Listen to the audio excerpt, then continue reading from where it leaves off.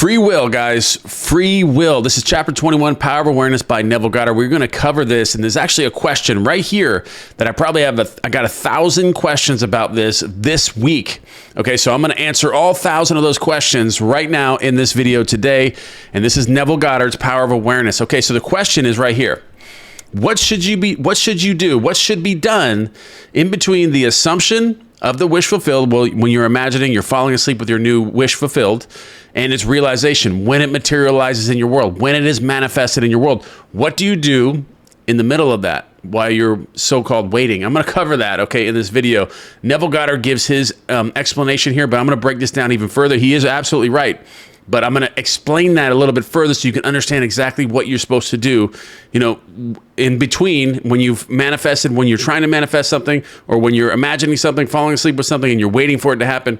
I'm going to break all that down in this video today. All right, so let's get started right here. Neville Goddard jumps right out and says nothing. You absolutely do nothing, and I think a lot of people get this, that misconstrue this, okay? So what Neville Goddard says here, it says nothing.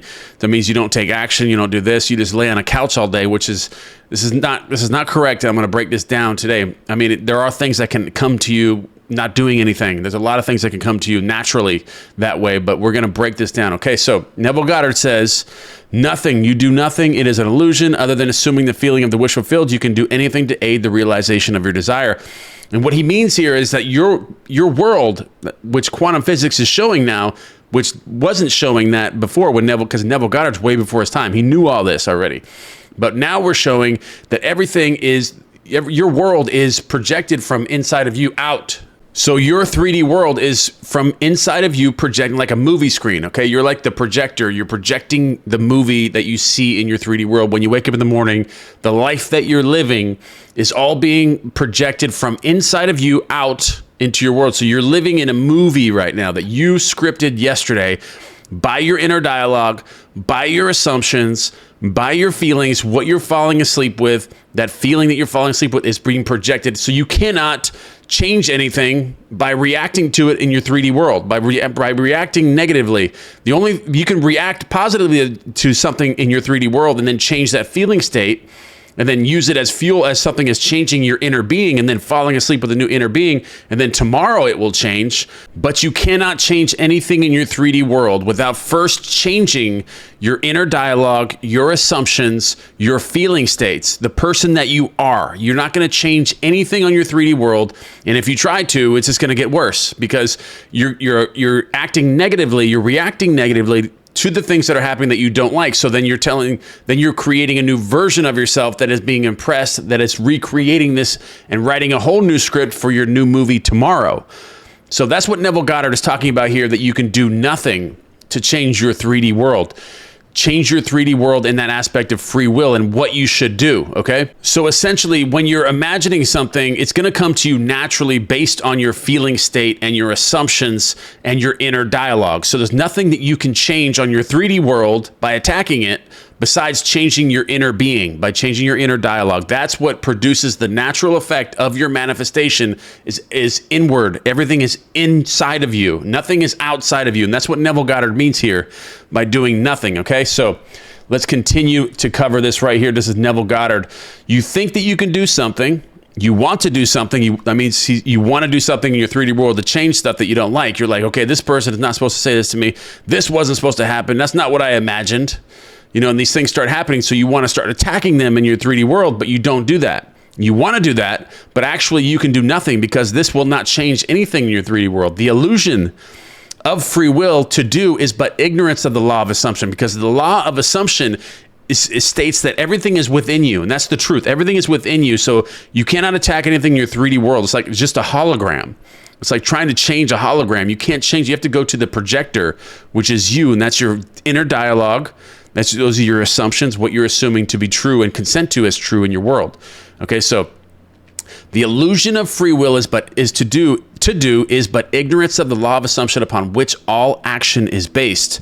Everything happens automatically based on your inner dialogue. Everything happens automatically from your inner dialogue. Your present concept of self is producing the world that you're living in. So That is the only thing that you can do. It's the only free will you have is to change your inner concept of self, okay?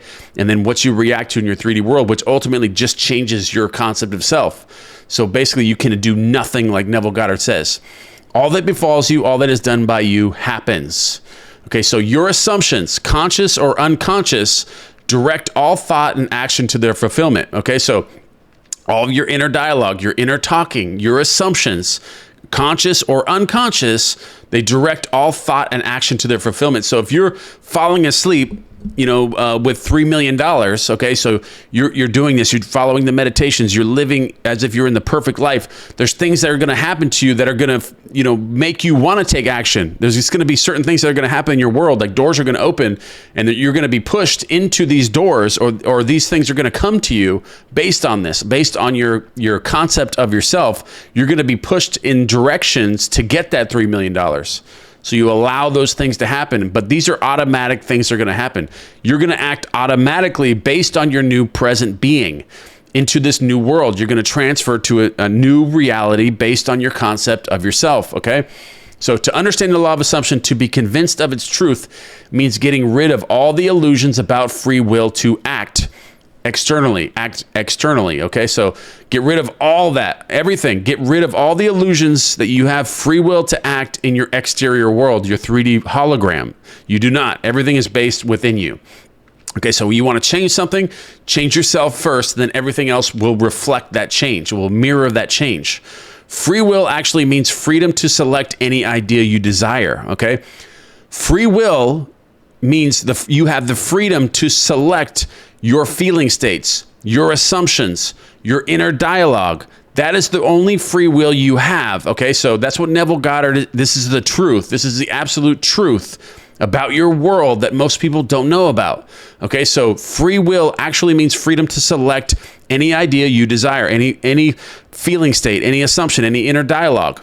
By assuming the idea already to be a fact, it is converted into reality because you've impressed the subconscious mind with this new world that you're living in. You assume something to be true and you tell the subconscious mind this is actually really happening to you.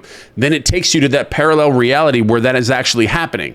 And these things are going to happen automatically. It's going to be automatically. You don't have to do anything. They're automatically going to happen, okay? So by assuming the idea already to be a fact, it is converted into reality. Beyond that, free will ends.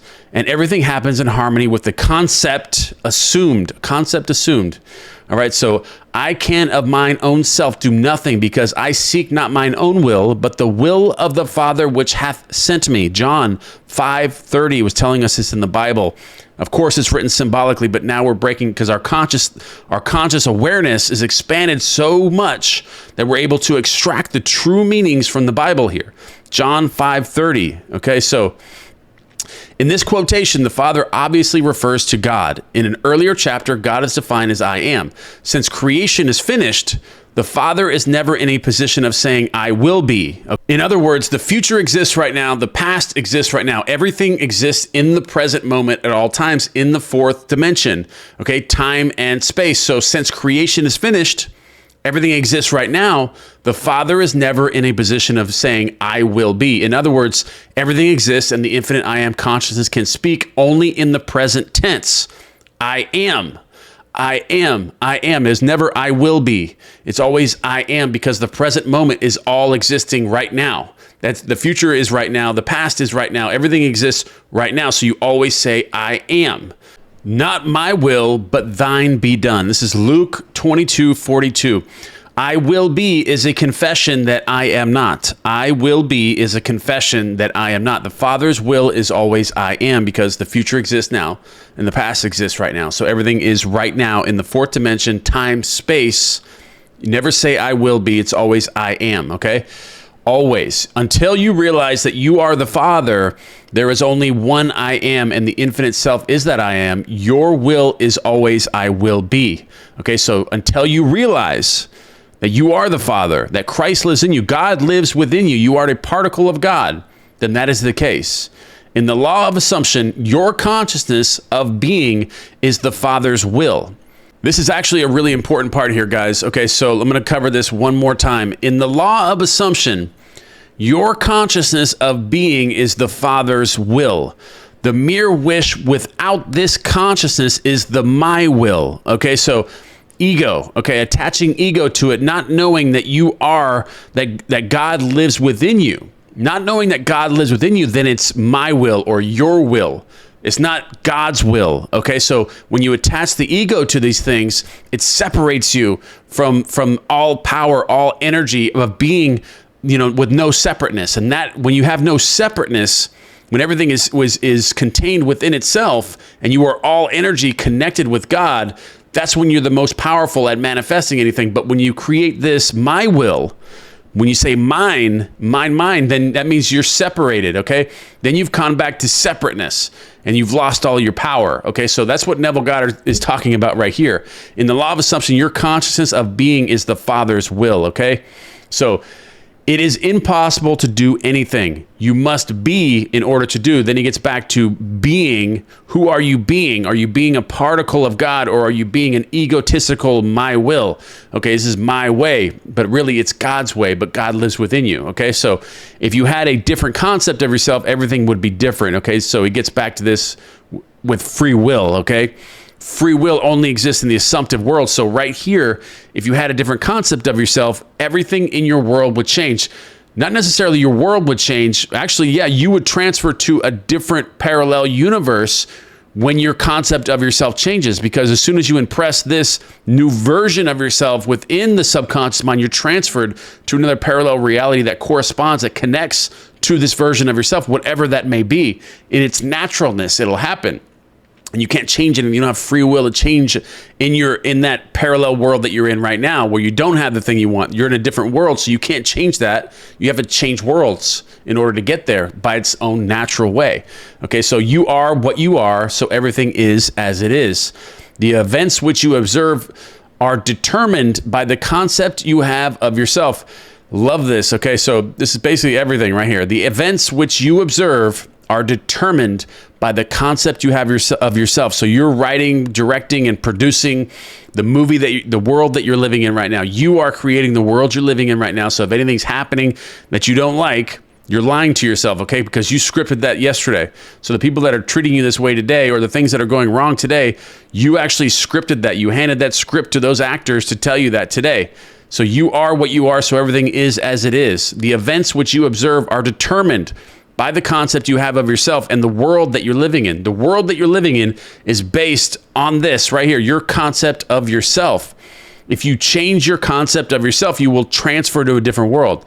The events ahead of you in time are altered. That means basically you're transferring to that new parallel reality, okay? When you change your version of yourself. But thus altered, they form again a deterministic sequence starting from the moment of this changed concept. You are a being with powers of intervention, which enable you by a change of your consciousness to alter the course of observed events. In fact, to change your future, to transfer to different worlds. Deny the evidence of the senses and assume the feeling of the wish field. That is free will, guys. So let's go over that one more time before we end this video. Free will.